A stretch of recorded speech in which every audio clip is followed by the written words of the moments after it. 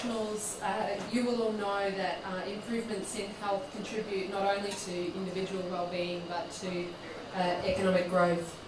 And conversely, that poor health results in huge losses to an individual, to families, to an economy and to society. And 2 weeks ago, the Australian Foreign Minister launched a new health strategy to guide future Australian aid investments in health. And the policy has a very strong focus on regional preparedness for emerging health threats, as well as strengthening primary health services all over the world. And in launching the strategy, the Foreign Minister said that helping to strengthen public health systems in the region would not only improve health outcomes in the countries of the region, but also help to protect the health of Australians and our economic and trade interests.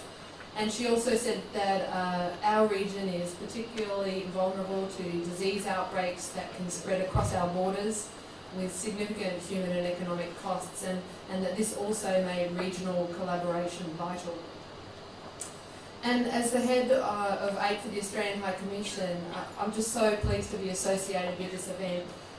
The relationship that exists between the International Institute of Health Sciences and the University of New England in Australia is to be absolutely encouraged. That this relationship has now provided the means for this valuable clinical and cultural experience for some Australian students is really exciting. And I'm certain and can tell that the students have had a really rich experience.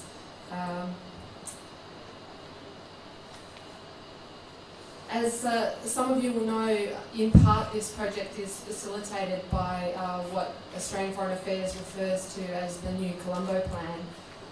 The Colombo Plan, the new version, is inspired of course by the original Colombo Plan, and that began here in Sri Lanka, of course, in the 1950s. And the original Colombo Plan was in fact Australia's very first venture into development cooperation, and it's off the back of that initiative that the entire Australian aid program was built.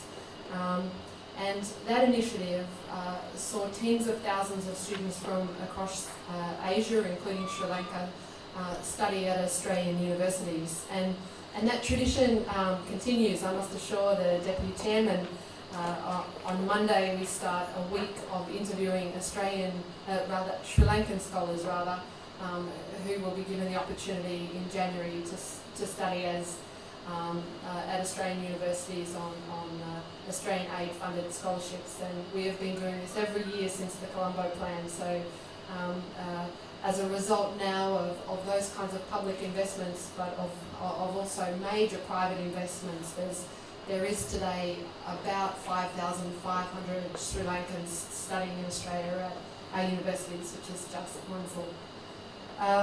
The new Colombo Plan, however, has already proven to be very successful in a short amount of time. Since its inception, more than 3,200 Australian university students have participated in the program, doing similar things to what the UNE students have done all over the Asia-Pacific region. This is the very first time that Sri Lanka has been part of the new Colombo Plan. I'm pleased to say that this year 55 Australian students will visit Sri Lanka. It'll be as part of 7 different study tours and assignments, and the 12 students that we've heard from tonight represent the second group of students to come this year.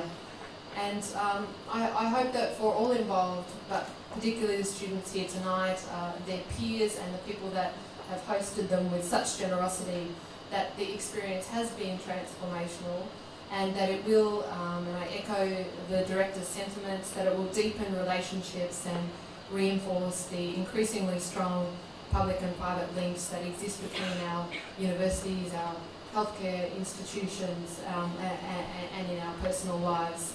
And I would again just like to thank IIHS and UNE. Again, as the Director said, these collaborations don't happen without great effort, and I commend and congratulate everyone for the work that they have surely put into making this possible. Thank you and good evening.